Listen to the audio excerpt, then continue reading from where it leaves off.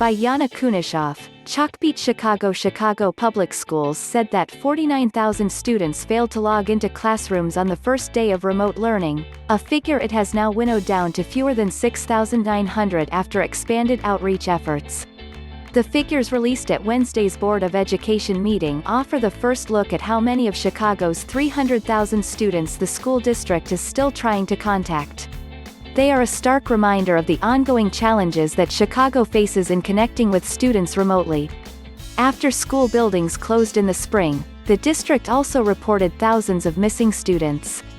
Now, with a fresh start to the school year, officials detailed new protocols to find them, including tens of thousands of phone calls to vulnerable students, a mass flyering campaign led by safe passage workers, and security guards trained for home visits. District leaders said they have continued to get in touch with new students this week, the third since school started, in large part due to their broad outreach efforts. "We did have a smooth opening to the school year," LaTanya McDade, Chief Education Officer, said. "We extended the time to allow phone calls and outreach, and saw results with kids engaging with school. Those outreach efforts have expanded significantly this school year compared to last spring, when the responsibility for tracking down the thousands of students who fell out of touch in the first weeks of remote learning fell primarily on individual schools." A revised figure released by the district at the end of the year counted 559 students as off the grid for most of the spring.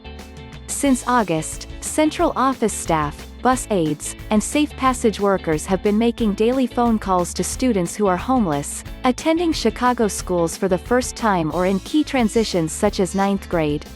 The staff members let them know school was starting, and checked to see if students had internet and device access. As of Tuesday, nearly 35,000 families had received those calls, according to the district. Safe passage workers, who are usually employed to stand on street corners before and after school to look out for students as they commute, handed out nearly 60,000 flyers around the city. This school year the district will also take a more centralized approach to home visits. The district trained 1,317 security officers to visit students that schools couldn't reach by other means, with a focus on the 100 schools with lowest attendance. It has also spent $50 million to get low-income students internet access, with an ambitious goal of signing up 100,000 students. So far, about a quarter of that number have signed up. Still, board members expressed concern Wednesday about efforts to contact students. Not only have some Chicago communities been deeply affected by COVID-19 deaths and financial uncertainty, enrollment also affects district finances.